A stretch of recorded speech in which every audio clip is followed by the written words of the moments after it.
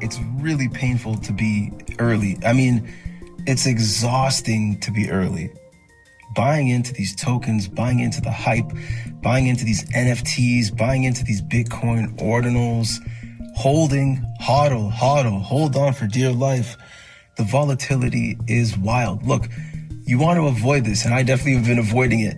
I've been there, so I'm avoiding it. And instead of just avoiding it, I'm going towards the right methods, the right actions. Hit the link in bio. Let's have a one-on-one. Join us for these live sessions that we do as well. Let's continue on. So you're exhausted, and it's understandable because your value is being destroyed faster than inflation could take away your value, right? If you really think about it, the volatility, that's why we say hodl. I don't really say it, but that's why people say hodl. Hold on for dear life. Okay, hold this asset through the volatility, through the thick and thin. You know, the community, the CTO, community takeover. You don't have to do this, right?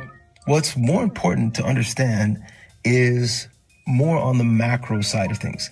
You don't have to be an expert. You don't necessarily have to know every angle about the credit cycle. But what you need to know to protect your value is, again, your targets, your levels. Zoom out, look at the bigger picture, but also understand how the flow of money works. Speaking of money flow, let's talk about cash flow, because really, this is the only thing that can help you survive. Yeah, you might get a lucky one hit, 10x, 20x, 100x, 1,000%, 2,000%, 5,000%, 700% on your investment.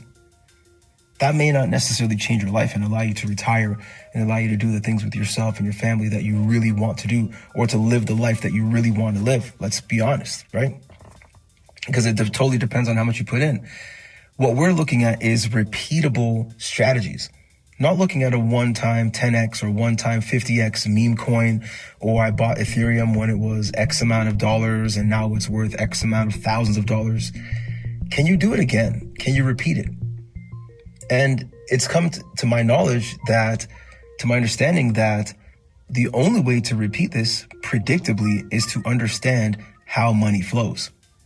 And to understand that currently, just under 90% of the money that's in circulation comes from credit. Okay, so that means people are borrowing money.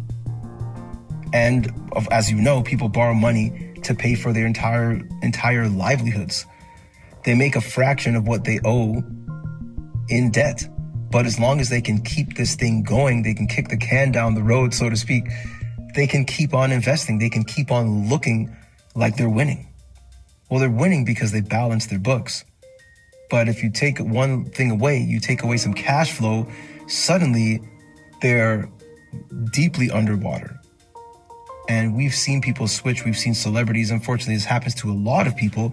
We just happen to see it from celebrities and such, because they have such high profiles. But look, your cash flow system systems are the most important, right? That's part of actually even happiness. There seems to be this misunderstanding of what happiness is. A lot of that happiness is really just euphoria.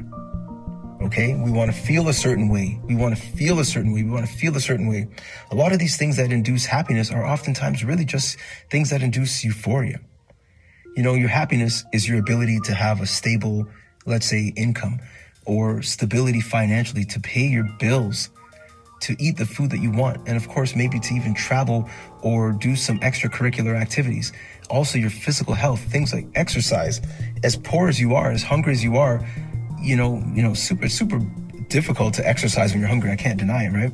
But, we face real hunger, like significant hours without food, days without food. It doesn't mean that life's over. It just means that there's an opportunity that you haven't seen yet. And so if you got all this money, you've inherited some money, you made a quick fix, a quick hit off of something that worked out one time and you can't repeat it. It's because there really wasn't much of any strategy. Right? Which is totally fine. We get these wins, we get these lucky draws sometimes, but we can't necessarily sustainably rely on them. Rather, what we need is a system, right? So we need to understand how money flows. First of all, we need to generate cash. So would I suggest that somebody just goes and invests their last $1,000 into the market? I absolutely wouldn't, even if it was a raging bull market. I still wouldn't recommend that. You want to know why? Because you can receive the best of this world by giving your best and not experiencing any toil with it.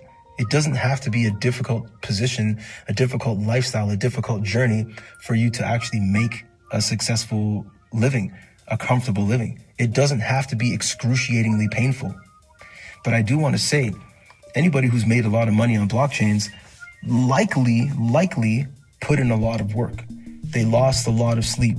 They lost a lot of money, a lot of value. They watched their value go as they bought X amount of dollars worth of X token or coin and saw that value drop by 70 or 80%. Again, like I said, much faster than interest rates or inflation can destroy your spending power. Much faster. You know, most of these blockchains, these tokens, these coins, they will drop anywhere between 80, 90, 95%. And sometimes totally, completely disappear. Liquidity is pulled from the pool and you can't sell anything. You're just left with these dummy tokens in your wallet on mainnet, not even on testnet. So this is real as well. I've seen it before. And so to urge you away from this idea, I would strongly recommend, again, to know your targets, know your levels. Don't FOMO price. Better understand how money flows. And yes, understand that money flows when interest rates are low enough that encourages people to take risk. You know, when your bank starts trying to offer you credit,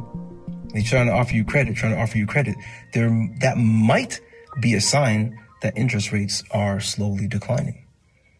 They're willing to issue more debt, you know, but, you know, take my word, do your own research as well, and consider perhaps looking at things in a different way, right? Even if you don't have a lot of money, whether you're the one who received some inheritance, you had a big hit one day, you got this or that, you know, you have one hot song on the radio and you're trying to maintain, for example, you know, and you want to maintain your level of your status, your financial level. Well, you want to make sure you're winning. I always say this, you know, if the crypto markets and some of these assets are good enough for these federal governments or different institutions to accumulate, why aren't they good enough for you to accumulate? What are you waiting for?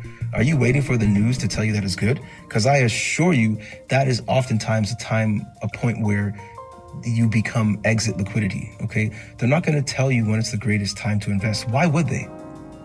They're not part of this channel. They're not going to tell you that right now, at this point in time, it's wise to acquire various real world asset tokens who are working with different just tokenized securities and things of that nature. And, you know, why would they be telling you right now you should be looking at real world assets? Because real estate, treasuries, bonds, and other types of investments will be stored on chain. The ownership of it, the date of it, right? Like within the blockchain ledgers. They might not tell you that it's time to buy until somebody else wants to sell. So it's up to you to be on your toes and kind of see what's happening in the future. And how do you predict the future? Well, you understand the trends of what's happening today and how they affected the same patterns in the past, or what types of patterns they created along the way. So we're talking about credit right now.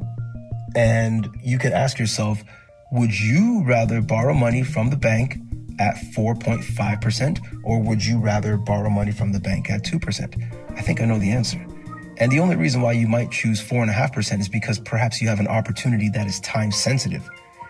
Well, we're looking at digital assets. This stuff is not necessarily time sensitive because prices will go up and prices will go down. They will hit your targets or your levels if you set them and understand them, right? So one of the best ways to ensure that you secure your capital is to ensure that you're investing in a bullish environment. What is a bullish environment? A bullish environment consists of lower interest rates, or at least rates that are encouraging to people to borrow money. If you don't really see that, then it's probably not necessarily a bullish environment. It's probably very risk off. And so therefore, if it's risk off, would you be investing in a small token that's relatively unknown, that's relying on memes to get its attention spread across? Or would you be accumulating something big like Bitcoin? I think we know the answer, right? Guys, link in bio.